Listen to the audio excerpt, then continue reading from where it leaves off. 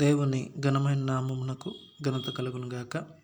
ఈ యొక్క వాక్యాన్ని ఎవరైతే వింటున్నారో వారందరికీ కూడా ప్రభు అయినటువంటి యేసుక్రీస్తు పరిశుద్ధ నామంలో శుభములు తెలియజేస్తూ ఉన్నాను.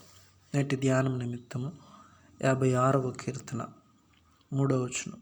నాకు భయము సంభవించు దినమున నిన్ను ఆశ్రయించుచున్నాను. దేవుణ్ణి బట్టి నేను ఆయన వాక్యమును కీర్తించదను. దేవుని యందు నమ్మిక ఉంచున్నాను, నేను భయపడను. శరీరదారులు నన్నేమి చేయగలరు? ఈ యొక్క వాక్య భాగాన్ని మనం గమనించినట్లయితే దావీదు భయపడుతున్నటువంటి సందర్భాన్ని మనం చూస్తూ ఉన్నాం. ఎందుకు భయపడుతున్నాడు అని అంటే, మనుషులు అతన్ని మృంగవలనని చూస్తూ ఉన్నారు. పై వచనంలో అంటాడు, దేవా నన్ను కరుణింపుము, మనుషులు నన్ను మృంగవలనని ఉన్నారు. దినమెల్లా వారు పోరాడుచు నన్ను బాధించుచున్నారు. ఇది దావీదు యొక్క పరిస్థితి.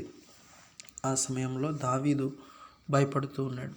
అయితే భయపడి అతడు కృంగిపోలేదు, కానీ రీతిగా అంటున్నాడు, నాకు భయము సంభవించు దినమున నేను దేవుణ్ణి ఆశ్రయిస్తూ ఉన్నాను. ఎంత చక్కటి మాట.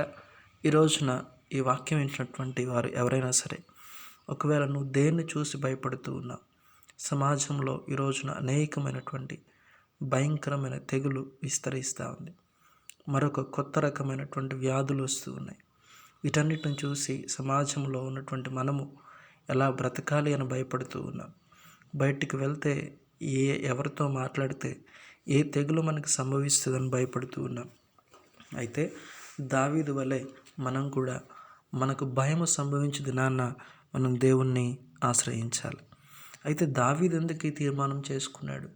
భయము సంభవించే దినమున దేవుణ్ణి ఎందుకు ఆశ్రయించాలనుకున్నాడు? ఏ మనుషులను ఆశ్రయించవచ్చు కదా అని అంటే, దేవుడు ఏం చేస్తూ ఉన్నాడు?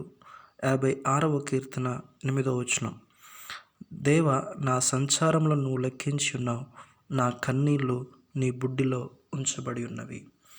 దేవుణ్ణి దావీదు ఆశ్రయించడం గల కారణం ఏంటంటే, దావీదు యొక్క కన్నీళ్ళన్నిటినీ కూడా దేవుడు ఒక బుడ్డిలో దాచి ఉంచాడు. అంటే వాటిని చూస్తూ ఉన్నాడు, అవి వృధాగా పోలేదు అని అర్థం. స్నేహితులారా, ఈ రోజున నీ భయములో నువ్వు దేవుణ్ణి ఆశ్రయించు. ఎందుకనంటే ఆయన నీ కన్నీటిని చూస్తూ ఉన్నాడు. నీ కన్నీరు వృధాగా పోదు. మన సంచారములు, మన కన్నీళ్ళు అన్నీ కూడా ఆయన లెక్కిస్తూ ఉన్నాడు. ఖచ్చితంగా దేవుడు వాటిని తుడిచివేసి, ప్రతి బాష్ప బిందువును కూడా తుడిచివేసి మన జీవితాల్లో సంతోషాన్ని ఇస్తాడు. అంతేకాకుండా 9వ వచనంలో అంటాడు, దేవుడు నా పక్షమున ఉన్నాడని నాకు తెలియను. దేవుడు దావీదు పక్షంగా ఉన్నాడు.